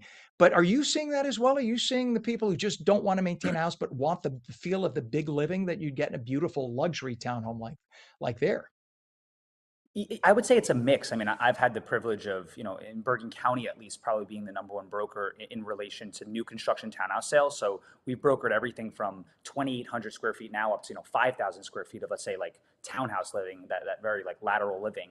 I would say like the lower price tags, like maybe that 1.3 to 1.4 range, you're going to get that first time home buyer, exactly like you said. But I think once you get closer to that $2 million range, it's generally more of a mature buyer, depending on the financial situation, of course. But I would say it's a mix, but yeah, we definitely have had that like incredibly affluent clientele that, like you said, they want that premium space. They want that single family, let's say, layout, but they're just not ready to spend, $2.5 million or $3 million on something. And this townhouse basically offers the exact same thing at, let's say, a slight discount. So we're getting that clientele as well. And Paramus is that incredibly ideal location. You got great schools, the proximity to New York City. You have the GWB minutes away, and you're in one of the most exclusive county, Bergen County, in all of the state of New Jersey. I'm sure I didn't hit a lot of the aspects. Talk about that, plus the proximity to mass transit and highways and everything else. Yeah, I'm a little biased. My office is in Paramus, so I would like to think Paramus is probably one of the best places to live. But you nailed it, right in the center, the heart of Bergen County. It's probably one of the most commutable places to live in Bergen County. You're surrounded by two major highways, Route 17 and Route 4. Where this townhouse specifically is located, you're minutes from the Ridgewood train station. And if you know about the Ridgewood train station, it's an incredibly easy commute to New York City. So that's amazing. You have all the shops and the restaurants down in Ridgewood. Overall, you probably couldn't have placed this townhouse site in a better location for where we are. So we're seeing a lot of that like demand that, you're getting people from all across the county, because generally some of the townhouse sites, whether you're like very northern Bergen County or very western Bergen County or very eastern Bergen County, you're a little isolated. Not that it's a bad place to live, but you kind of have to stay hyper local. Where this is, you kind of could spread your wings and be wherever you want to be, and that's probably the really nice thing about Paramus. And then secondarily, where you're getting that downsizer clientele, a big thing is always property taxes, right? Like a lot of people are on, I want to say fixed incomes, but they're not looking to pay the high premium taxes because their children are out of school. Paramus offers one of the lowest tax rates in the entire state of New Jersey, but in Bergen County specifically, don't quote me to the number, but it's like 1.59%, where the rest of us are like 2.5% to 3%. So that's also a major driver for us too, is that they're probably saving $8,000 to $10,000 a year picking this townhouse site versus others. Now compare the taxes in Paramus to Tenafly or Cresskill, and you'll see the difference. Having looked at houses in those areas, I saw. I mean, the house that I ended up buying in North Caldwell was, I think, $20,000 a year in taxes versus about $45,000 up in like the T-Fly area and whatnot. It was choking to think about. Spot on. So, what should potential buyers know about timing? Are these homes? You said they're available right now. Is there a wait list? Yeah, not specifically a wait list. We had a wait list going for, we were a couple months before getting power, but now we're ready. I mean, people can move in within 30 days. We have about 20 units left there. It was a 42 unit site, but yeah, we have a fully staged model unit. You could visit us on the weekends, reach out to us, inquire on the website. But yeah, we're ready. We're ready to go. Well, give everybody your website right there, please, Taylor. It's victoriaestates.com is the website, but you could also visit taylorlusicgroup.com as well. And by the way, you're being humble when you say you're probably one of the largest. I looked it up. The man is responsible, $1 billion in real estate sales. You don't do that if you don't know what you're doing. Clearly, you know your stuff. Victoria's Estates in Paramus, by the way, team leader and broker, Taylor Lusick of the Taylor Lusick Group. Please come back again. I mean, real estate is one of those things that people love to talk about. I do, certainly. Sure. So we'd love to have you on again, Taylor. Please come back. Absolutely. An honor and a lot of fun. Thank you. Thank you for having us today. Likewise. You bet, my friend. It is now 39 degrees, chilly at 8:28. We could just say it's chilly. When we come back, a powerful collaboration taking aim at improving maternal health in one of our most underserved cities. We're going to talk about it. The phone lines are open, 888-658-0234. And meteorologist Mike Favetta says, yeah, cold. It's going to be cold, 50s, but don't worry, a warm-up is on the way. You're watching on New Jersey Mornings. We're back in 2 minutes.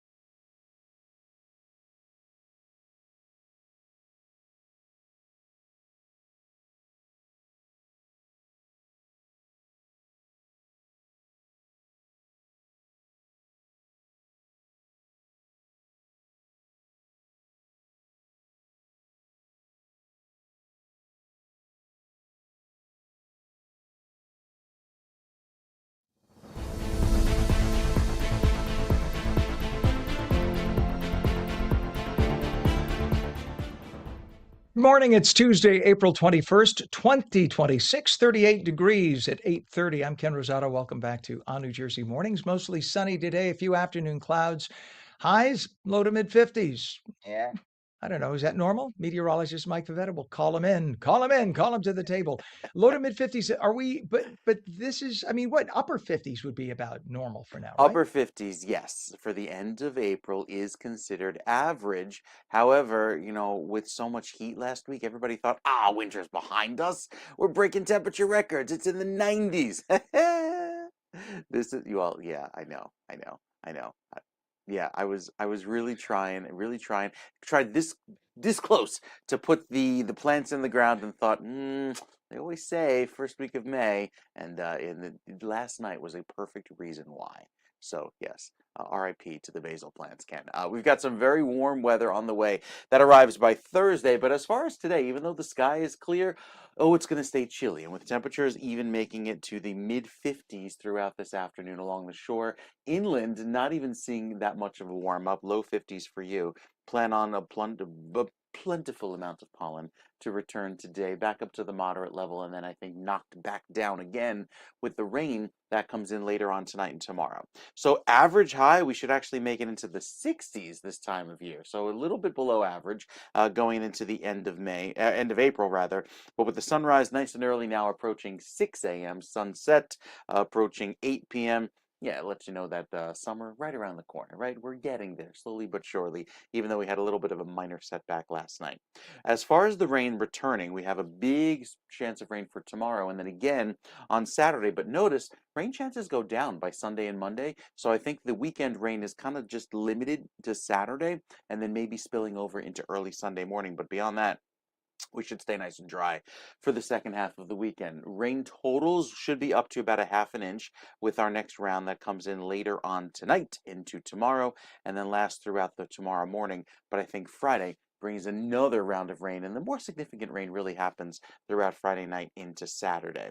With the clear sky that's around for the rest of today, it looks beautiful this afternoon, but then this evening, clouds return. Rain takes over. Wet weather lasts through most of tomorrow morning. And then with the clearing that happens on tomorrow night, we look beautiful by Thursday. A nice, dry, sunny, warmer day with those temperatures in the 70s. Rain comes back briefly on Friday, and then a whole lot of wet weather on Saturday. And that's the kind of the damp start that we have on tap to start off the weekend. The 7-day forecast has plenty of clear sky for today. Rain tomorrow. Nice and warm on Thursday, 72, and then cooling back down on Friday with some showers and the rain that takes over on Saturday. Sunday clears out, I think, by the afternoon, and then Monday looks a little bit brighter with those highs in the 60s. It's slightly cooler at the coast, but pretty much same weather for you. A damp day on Saturday, but clearing by Sunday, Ken. Indeed, indeed. All right, as long as we get those temps up, Mike. My basil is very upset. I had a pot of marinara sauce in my brain that will just Ready to not come go. to pass now. Yeah, it's No. gone. It's gone. All right. And you know what? I'm going to share. I've gotten more people who said, you talk about this marinara sauce. You talk about it all the time. It is so easy. The people I know who make jarred sauces, who make heat jarred sauces, I say it's just as easy to open up a good can of tomatoes with a little olive oil and garlic, and you have your own sauce, a little basil, and it's really not that hard. Well, it's funny Anyway. when you said jarred sauce. I'm like, well, yeah, you open the ball jar that you made yourself 6 months ago, right? But no, I forgot. You can actually buy it in the store. I'll tell you, the only one that comes, and I'm sorry, I'm going to say it, the only one that I think comes close to homemade tasting, but look at that, why are we digressing, is Muti. Have you tried Muti's jarred marinara sauce? I do like Muti. I like their ketchup. Muti's ketchup, which there must have been some kind of short supply because it's impossible to find now, even online. So we had to, kind of hoard them like toilet paper during COVID to get ready for the summer grilling season. I know, it's sad. This is what we do. We hoard ketchup, but their ketchup is great. I prefer Pomi. I'm a Pomi guy. Oh, yeah. interesting. I like Muti their, has a little bit of a texture that I'm not a fan of, but Pomi, all about Pomi. Pomi has great tomato paste, I think, but I don't know about the other stuff. But anyway, see that? To each his own. See that? All right, my friend, we will stop. We'll talk more on food talk, which comes up after the morning show. We'll do that. In the meantime, sir, we appreciate you as always. It is now 37 degrees, northern New Jersey. It is 36 degrees in Trenton, 35 degrees at Cape May, 37 in Vineland. And in terms of accidents, we have a lot of them. Let's go over to 280 if we can. We have a crash on 280 westbound, west of exit 7, Pleasant Valley Way in West Orange. Left lane is closed, and look at the delay that you have on the highway as a result. Over to the Garden State Parkway, we have a couple of issues to tell you about. There's a crash on the GSP northbound, north of exit 157, Route 46, Elmwood Park. All lanes are open. That's starting to get a little better right now, but earlier it was really messy. You have a little residual delay. Crash on the GSP northbound, south of exit 91 BA, Route 549, Chambers Bridge Road in Brick with the left lane blocked. And then we go over to the 495 approach to the Lincoln Tunnel. This is the helix.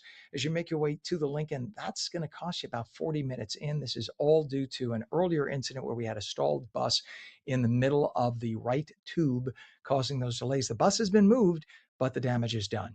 Also, that's going to cost you 40 minutes. 35 minutes in at the Holland Tunnel. GWB upper and lower levels, 8095 approach is 45 minutes solid. You'll see this on your screen. You have that broken down tractor trailer or truck. It's really a delivery truck. It's in the right shoulder for the lower level approach, but that's causing delays in both the upper and lower level approaches. Going to cost you 45 minutes in.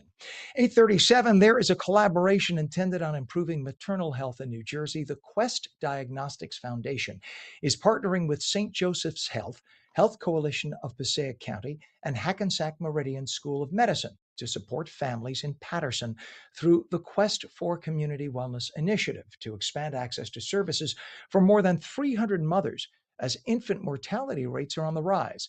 Alicia E. Meadows is the executive director of Quest Diagnostics Foundation programs. We say good morning, Alicia. Good morning, Ken. Thank you for having me. Nice to have you on. Tell us what inspired the collaboration. Gosh, that's a great question. The quest for community wellness in Paterson really was driven first by data and second by our location. We are, as you know, headquartered in Secaucus and with a major lab in Clifton. And so the residents of Paterson are high users of our services and in great need. That community has been home to a number of health disparities and opportunities to improve health outcomes. And so we saw an opportunity to partner with St. Joseph's Hospital, with HCPC, and with HMH to really lean in and support those residents. And that was the next question. It was why Paterson? So is it, I mean, you have other cities in the state also that certainly are in need. You have Newark and Camden, et cetera, but Paterson specifically rather had a high infant mortality rate, correct?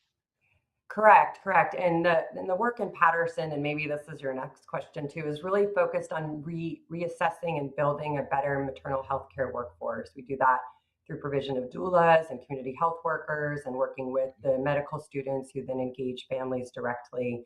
And so being able to provide that type of resource and combine that with access to no-cost testing has really been helpful to those moms and really already are seeing improved outcomes. So certainly a person's living situation is important for anybody, but especially for a mom or a mom to be, right? Or a mom who's just given birth because of all the additional nutrition that's needed. So what you found in Paterson? Were you finding that you had mothers who simply couldn't afford better circumstances, or mothers who simply did not understand, say, certain nutritional needs that they would have? So, I mean, in Paterson and in communities across the country, really, access to healthcare, particularly maternal health access, is really critical. But underneath that, as you've described, there's some of those social risks, right? So food insecurity, access to transportation to get you to your appointments. And in Paterson, that's no different. We're seeing those same trends and opportunities to support moms. I think that as a mom myself and as somebody who experienced a high risk pregnancy, having support, that holistic support that provides emotional, physical, spiritual engagement for the mom is really, really important. And the doulas that we support in Paterson provide that access. I think too, like when you consider what are your priorities, right? As a mom, as a parent, really caring for those around you becomes number one. And so what we find is moms really neglect their own health and well-being in that process. And being healthy when you enter pregnancy is one of the best ways to ensure that you have a healthy outcome. And Alicia, help us out. I know the term doula. I have several friends women who have given birth using doulas. They went through the process. But a doula versus a midwife versus a coach, there is a terminology and a certain Yeah. level of training that they get. So tell us a doula's training. Yeah, so I think the first part of the doula training is really focused on do you have that lived experience yourself? And so to be a doula means that you understand what it is to have a pregnancy, to have those challenges, and to work through them. This is different than, for example, a community health worker who's more focused on providing for the holistic resources and needs. The doula is focused on the mom first.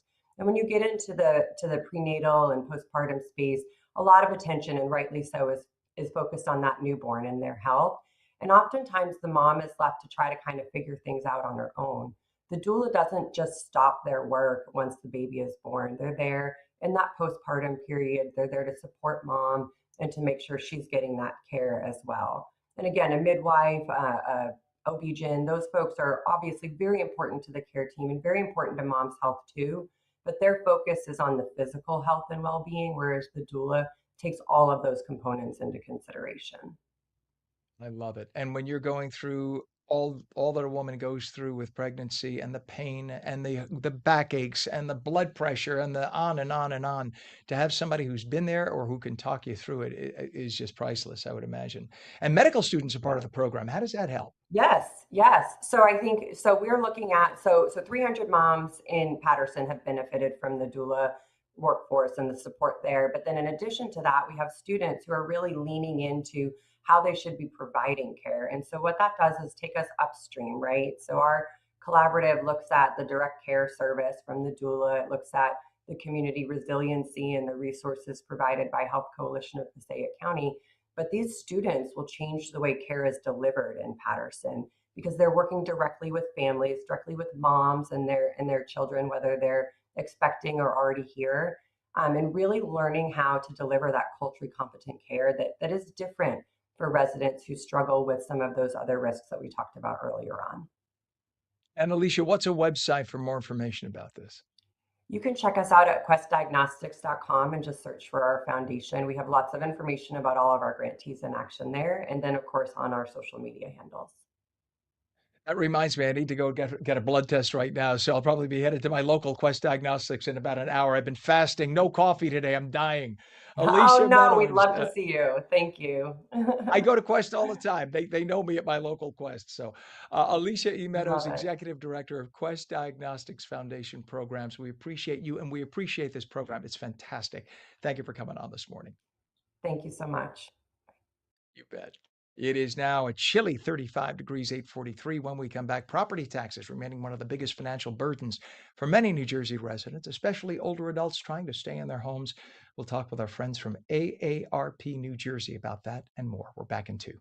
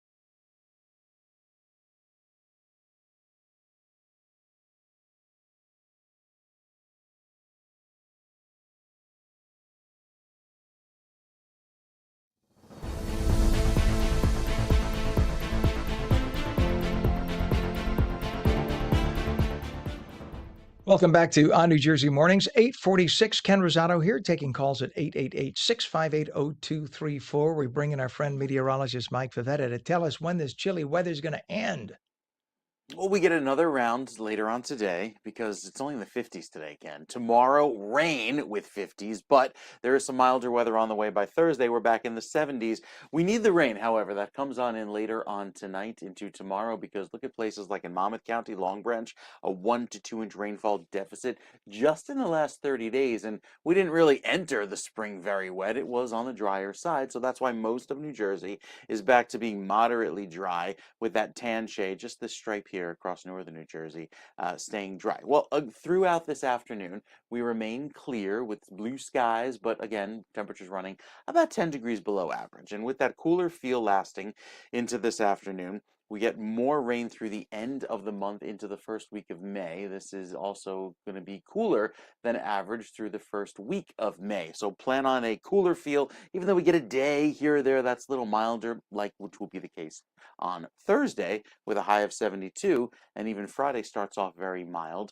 It's Saturday and Sunday that bring back the chilly, the wet weather, the cool breezes. Monday and Tuesday start off next week a little drier, but also still running slightly cooler than average. So the next few days featuring quite a bit of wet weather, and we get more rain into the middle of next week. So keep the umbrellas close by, Ken, because it looks to be pretty wet going forward into even the start of hurricane season. See, the tap that you showed me about 2 hours ago, it's still tapping along. It keeps tapping. I don't know.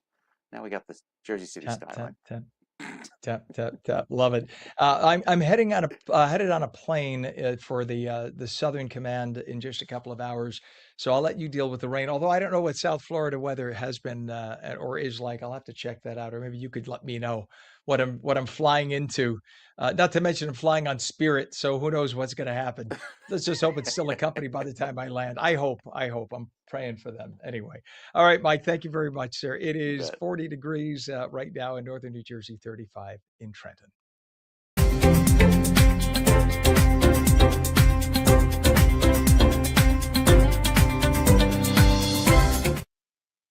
All right, so we started talking about it a second ago, and property taxes certainly remain one of the biggest financial burdens for a lot of people who live in New Jersey, especially if you're older and you have to stay in your homes and you're on a fixed income. Programs like Stay NJ, along with Anchor and the Senior Freeze, are designed to ease that pressure.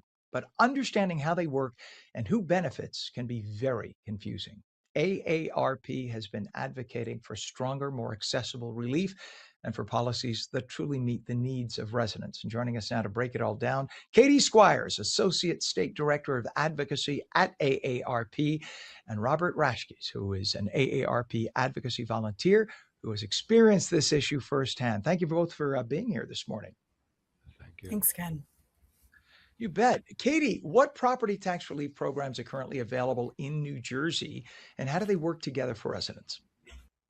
Well, you listed them, Ken. There's the Senior Freeze, there's Stay New Jersey, and there's Anchor.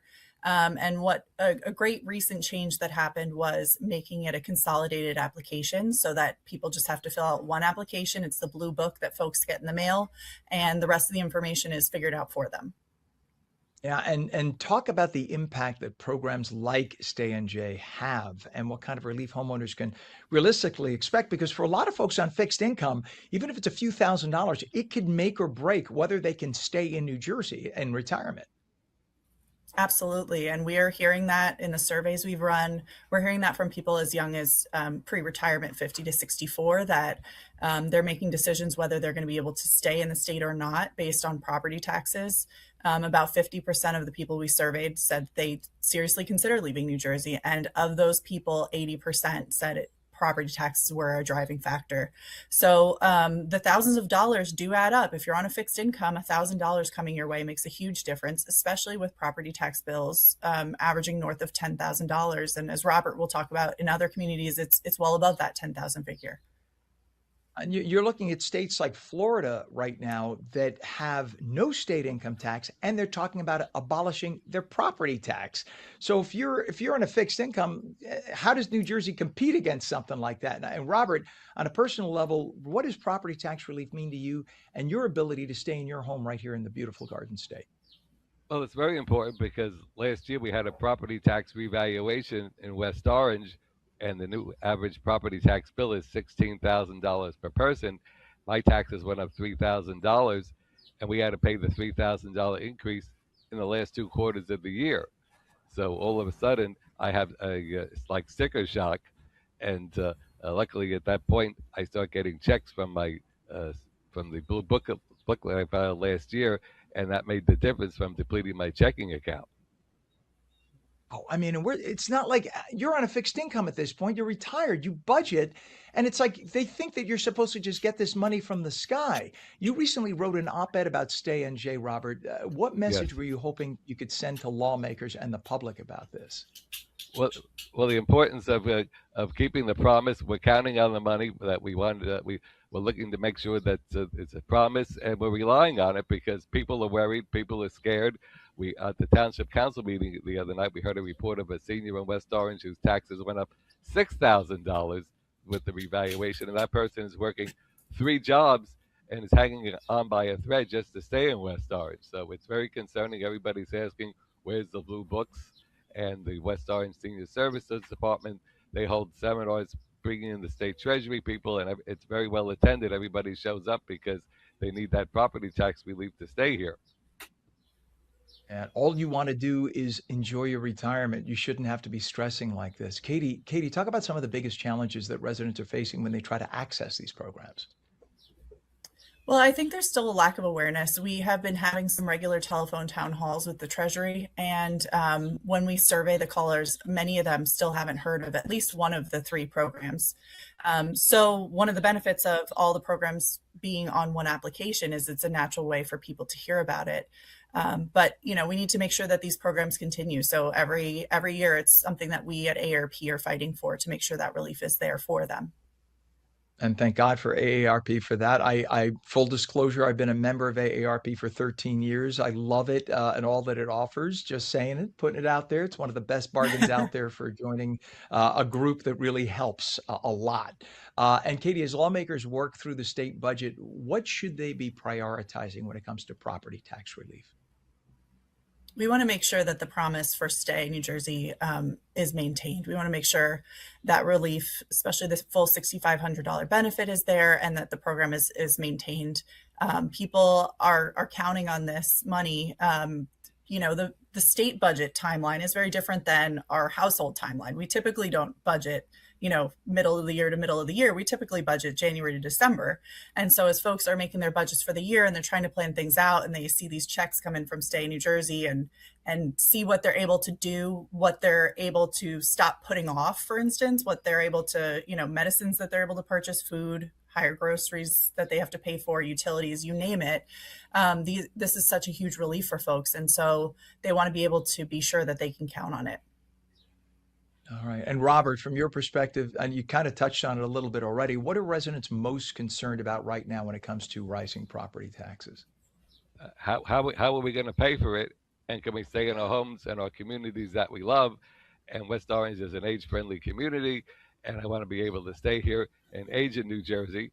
And it's difficult, and everybody has to figure out how we're going to do it. And these programs are vital. Amen to that. I mean, here you've helped build New Jersey. You made New Jersey the great place it is for the next generation. And then basically it's like, okay, now you could leave. No, you want to enjoy your retirement. Robert, do you know of a website where people can learn more about eligibility and apply for the programs? Well, I look forward to getting my form in the mail every year. And it says for more information, call 1-888-238-1233 to get your application for the property tax relief program. There you go. And then Katie, is there also a website, Katie? Yes, we have aarp.org/NJ resources that folks can head over there and find out more information about property tax relief and other help that's available across the state. And I'm glad Robert also gave the 800 number because a lot of especially older people, my mother would look at me and say, WW what? So the 800 number is very important also as an option. So I appreciate you both very much. Katie Squires, Associate State Director of Advocacy at AARP, and AARP Advocacy Volunteer Robert Rashkis. thank you both for coming on this morning. Let's hope that this is dealt with so that our seniors can enjoy their retirement here in the beautiful Garden State. We appreciate you both. Yeah, thank you very Thanks, much. Ken. You bet. Good folks at AARP, thank you very much for that. And we check traffic as we wrap our show. Let's go to 287 right now. We have an overturned tractor trailer on 287 northbound at exit 66, which is Route 17 Mahwah. The ramp lane closed. You can see it there at the top of the screen, right there on its side, causing some delays of vehicles trying to get up to it. Don't know about injuries, but looks like just folks on the actual highway are moving pretty well. We go over to 287. We go over to 280. We have a crash on 280 westbound, west of exit 7. Let's do that again, Ken. West of exit 7, Pleasant Valley Way in West Orange, the right shoulder is closed. I'll get the mouth to work right. And then our Hudson River crossings, Lincoln Tunnel right now reporting about 35 minutes in with some delays on 139. And this is the approach to the Lincoln right here on 495. It's going to cost you about 40 minutes in. Again, 35 at the Holland. GWB upper and lower levels, heavy but moving. 40 minutes in, upper level on the right, lower level on the left. You can see a tractor trailer or a box truck stopped right there. That's the lower level right next to it. Just a little bit of a delay, but 40 minutes in. It is coming up on 8:58 right now. We thank you for watching on New Jersey Mornings. Meteorologist Mike Favetta says mostly sunny today. Few afternoon clouds, highs only in the mid-50s. And that's your show for Tuesday, April 21st. I'm Ken Rosato. Remember, stream us at ONNJ.com, Roku, Fire TV News on Samsung TV Plus, Apple TV, YouTube, Facebook, X, Substack, Rumble, Twitch, and Local Now. See you again tomorrow, 7 a.m. Have a good day.